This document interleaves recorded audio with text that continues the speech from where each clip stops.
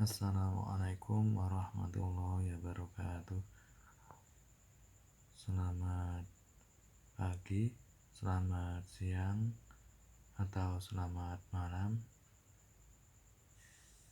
Pada kesempatan ini, alhamdulillah kita masih bisa melaksanakan perkuliahan fonologi. Dan pada kesempatan ini kita akan membahas atau menjawab satu pertanyaan, sepenting apakah fonologi bagi kita ya yang berada di Prodi Sastra Indonesia. Nah, untuk menjawab itu kita bisa mengaitkannya dengan kedudukan fonologi di dalam cabang-cabang linguistik yang lainnya dan yang akan kita bahas di sini adalah kedudukan fonologi di di antara cabang-cabang linguistik yang meliputi morfologi, sintaksis, semantik, kemudian etnolinguistik, linguistik kontrastif, dan stilistika ya nanti. Yang pertama, fonologi itu juga berkaitan dengan morfologi. Dalam hal ini kita mengenal yang namanya morfofonemik, yaitu apa itu morfofonemik? Morfofonemik adalah pembentukan kata yang disertai dengan penyesuaian bunyinya. Jadi dalam dalam perkuliahan morfologi kita mengenal yang namanya morfofonemik.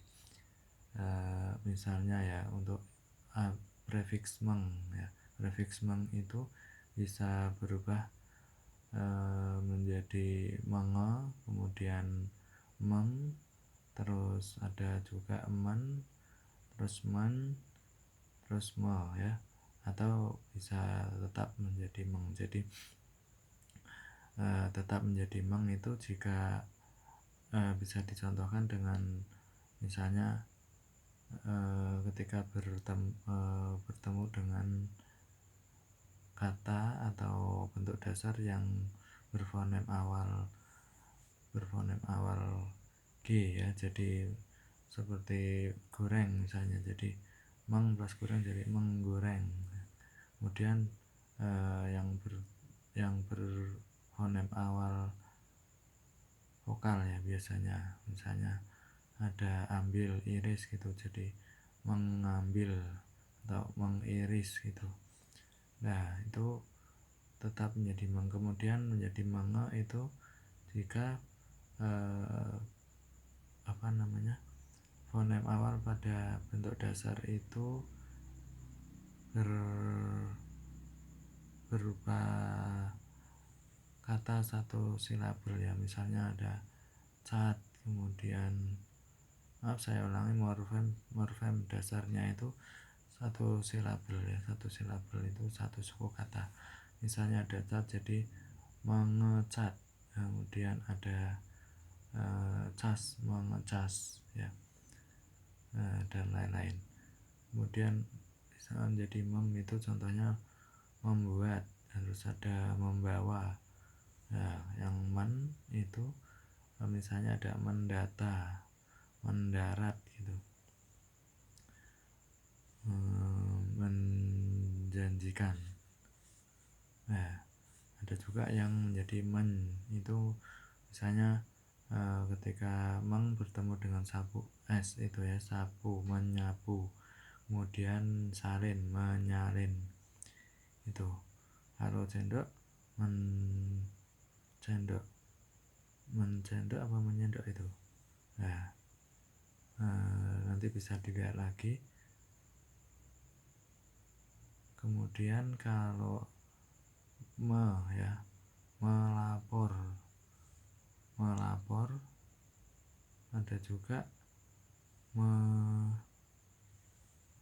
merapat ya, itu kan berarti kan mo ya. Jadi di situ ada keterkaitan antara fonologi dan morfologi. Jadi ketika ada meng itu bisa berubah-ubah disesuaikan dengan morfem dasar yang dilekatinya itu. Berarti untuk prefiks meng misalnya seperti itu. Kemudian untuk prefiks ber ya, misalnya ada ber ditambah ajar itu tidak menjadi berajar tetapi menjadi belajar. Nah di situ dari dalam fonologi namanya ada perubahan bunyi, itu namanya apa? Disimilasi. Jadi ada bunyi R, ada dua bunyi R, yang pertama itu ber, yang kedua ajar, itu dihilangkan salah satu, jadi apa namanya, didisimilasi ya, didisimilasi menjadi belajar. Seperti itu namanya morfofonemik. Nah yang berikutnya, keterkaitan fonologi dengan sintaksis itu sangat tampak ketika adanya bunyi suprasegmental antara lain apa? Intonasi ya. Jadi di dalam sintaksis ya, itu kan sintaksis itu apa? Itu cabang linguistik mengenai pembentukan kalimat ya. Di dalam pembentukan kalimat itu tidak mungkin ada kalimat jika tidak ada intonasi. Jadi kalimat itu terbentuk dengan adanya kata yang ditambah dengan intonasi ya. Baik intonasinya itu apa namanya, yang jelas intonasinya itu intonasi akhir ya. Jadi bisa kalau di dalam kalimat dalam bahasa tulis itu bisa kalimat berita atau deklaratif, kemudian kalimat perintah atau kalimat imperatif, bisa juga kalimat apa namanya, tanya atau interrogatif ya. Masih ada lagi satu lagi, yaitu kalimat eksklamatif atau kalimat seruan ya. Nah contoh, kita ambil contoh misalnya kata duduk ya. Duduk itu bisa beda-beda ya, bisa menjadi kalimat yang berbeda-beda, itu bergantung kepada intonasi yang diberikan di situ. Jadi misalnya duduk ya, itu kalimat berita ya. Duduk, misalnya ada Arif duduk, nah, nggak pakai Arif ya, duduk gitu. Arif datang, terus misalnya itu titik ya, kemudian duduk. Nah itu duduk itu merupakan satu kalimat walaupun itu kalimat minor ya. Kemudian duduk, nah itu menjadi kalimat tanya ya, atau kalimat interrogatif. Kalau misalnya duduk, nah duduk itu di situ berarti itu kalimat perintah atau kalimat imperatif, seperti itu. Jadi intonasi itu merupakan bunyi suprasegmental ya, kalau di dalam kuliah fonologi. Nah itu bisa ada juga di dalam sintaksis. Jadi kalau kita sudah pernah mengenal fonologi, insya Allah itu lebih mudah untuk memahami sintaksis itu. Berikutnya itu terkait dengan semantik ya. Fonologi terkait dengan semantik itu bisa kita lihat dengan adanya pasangan minimal ya. Pasangan minimal misalnya ada ontologi, antologi, ada preposisi, ada proposisi, ada afektif, ada efektif, ada cermin ya, pasangan minimalnya itu termin, misalnya ada besok, ada besuk, besuk ya, itu apa namanya pasangan minimal ya. Ada koda, ada kode, seperti itu. Atau ada kode, ada koda, ada koda. Nah, itu namanya pasangan minimal. Nah, dan lain-lain ya contohnya. Nah, dengan berbekal fonologi seperti itu, tadi adanya satu fonem yang membedakan makna, adanya satu fonem yang berbeda itu bisa membedakan makna, maksud saya. Nah, yang seperti itu bisa berpengaruh terhadap makna, berarti ya, adanya fonem itu bisa berpengaruh terhadap terbentuknya makna, seperti itu. Maknanya jadi berbeda, seperti preposisi itu kan kata depan ya, kalau proposisi itu kan pernyataan misalnya. Nah, itu sebagai contoh saja. Kemudian kaitan antara fonologi dan dialektologi ya. Dialektologi itu adalah ilmu mengenai dialek. Apa bedanya dialek dengan bahasa? Kalau bahasa itu antara penutur yang satu dan yang lainnya itu sudah tidak saling memahami. Misalnya orang berbahasa Jawa itu orang Sunda tidak memahami lagi ya. Orang berbahasa Sunda, orang Madura itu tidak paham. Kecuali kalau orangnya itu bilingual ya, seperti itu. Tapi kalau dialek misalnya ada dialek Tegal, bahasa Jawa dialek Tegal itu, atau dialek yang lainnya, misalnya dialek Banyumasan ya, terus dialek Cirebon Indramayon, dialek Leri misalnya, itu orang Jogja Solo itu masih bisa memahami ya. Misalnya ada orang ngomong bapake, nah bapake itu berarti dialek mana itu? Dialek Tegal atau dialek Pemalang ya, dialek Banyumasan juga gitu. Nah, itu contohnya. Kalau misalnya itu bagaimana penulisannya, nah itu berarti ada di dalam fonologi, yaitu berarti kita perlu bisa mentranskripsi fonetisnya itu. Ada juga contoh lainnya, misalnya ada urung, udung. Nah, itu kalau di Demak itu biasanya kalau ngomong durung itu urung itu udung ya. Nah, kemudian ada dialek misalnya daerah tertentu ngomong getih, ada yang daerah lainnya getih, ada juga yang geteh. Nah, itu cara menuliskannya bagaimana itu ada di dalam fonologi ya.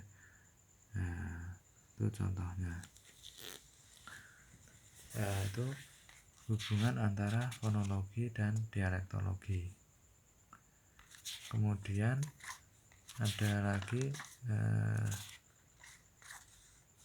kaitannya dengan linguistik kontrastif ya. Di dalam linguistik kontrastif kita mengenal kita membandingkan membandingkan sejumlah kata ya. Ada sejumlah kata di dalam dua bahasa misalnya. Nah, contohnya ini antara bahasa Jawa dan bahasa Indonesia ya. Ada sejumlah kata ini, ada cowek. Nah, ini bahasa Jawanya cowek, bahasa Indonesianya cobek. Nah, kemudian ada apa namanya, owah, obah, ubah ya. Nah, wakul, bakul, walang, belalang. Kemudian ada wesi, besi, welas, belas, seperti itu. Wedak, bedak, gitu. Wicoro, bicara. Nah, ada wojo, itu beja. Nah, ada wulu, ada bulu. Nah, seperti itu dan seterusnya. Ada wesi, ada besi. Nah, apa namanya, yang seperti itu berarti yang disebut lebih awal itu berarti bahasa Jawa ya, yang biasanya itu cirinya itu menggunakan W ya, menggunakan W di situ, dibandingkan yang bahasa Indonesia itu di situ menggunakan B ya. Itu kalau untuk kata-kata tertentu tadi. Nah, itu berarti dengan melihat daftar seperti itu kita bisa mengetahui pola ya, pola bahasaan yang ada di bahasa pertama dan bahasa kedua. Nah, yang terakhir kita akan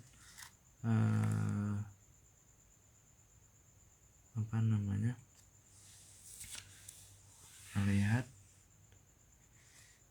hubungan antara fonologi dan etnolinguistik ya, etnolinguistik. Nah, misalnya ini bisa kita contohkan kalau di dalam penelitian etnolinguistik kita kan ingin mengetahui budaya masyarakat tertentu itu melalui ekspresi atau penggunaan bahasanya ya. Misalnya ketika penelitian mengenai nama-nama makanan sesaji dalam selamatan daur hidup masyarakat Jawa, kita mengenal nama jenang bapak. Nah, jenang bapak adalah jenang yang warnanya itu lengkap ya, lengkap di sini itu bapak itu artinya lengkap, itu meliputi 4 warna, yaitu A, B, I, K. Jadi abang, putih, ireng, kuning. Nah, seperti itu. Nah, yang dibahas di sini adalah cara penulisan jenang bapak itu. Nah, jenang bapak itu di dalam fonologi ada caranya menuliskannya supaya tidak membacanya itu supaya tidak salah gitu ya. Jadi J itu J, terus ada huruf aspirasinya itu H ya, ditulis di atas sebelah kanan J itu ya. Jadi seperti pangkat itu, seperti kuadrat misalnya, posisinya itu JH gitu di atas itu kalau transkripsi fonetisnya itu. Kemudian ada O itu seperti angka 6 tetapi yang menghadapnya itu ke kiri ya, menghadapnya ke kiri. Jenang, NA, eng itu ada simbolnya sendiri. Nah, itu berarti cara menuliskannya itu perlu dukungan ilmu fonologi ya. Jadi kalau misalnya kita tidak tahu cara menuliskannya itu berarti nanti kita tidak bisa menjelaskan cara membacanya yang tepat itu ya. Ya, kalau yang akan membaca itu orang Indonesia ya, misalnya jenang itu sudah biasa, tapi kalau orang asing ya, orang luar negeri itu, penutur asing itu nanti akan kesulitan jika tidak diberikan di situ ya, tidak diberi cara membacanya. Nah, yang paling akhir adalah kita mengaitkan antara melihat adanya keterkaitan ya antara fonologi dan stilistika ya. Nah, sebagaimana yang kita tahu ada aspek bunyi di dalam karya sastra ya. Dalam karya sastra itu ada aspek bunyi. Jadi di situ ada kaitan antara ilmu bunyi dan ilmu sastra ya. Sastra dalam arti luas itu bisa juga dicontohkan misalnya al-ilmu fis sudur la fis sutur. Nah, itu di situ ada ur ya, kemudian ada ur yang diulang lagi itu sudur dan sutur. Nah, itu berarti ilmu itu di dalam hati, bukannya di dalam tulisan. Nah, seperti itu misalnya ma kutiba qara wa ma hufidha farra. Nah, seperti itu juga ada ucapan-ucapan yang hampir sama itu, berarti itu ada stilistikanya ya di situ. Sopo salah seleh. Nah, itu seperti itu. Kemudian ada sing sabar bakal subur. Nah, sabar subur. Nah, itu contoh adanya itu keterkaitan antara fonologi dan stilistika.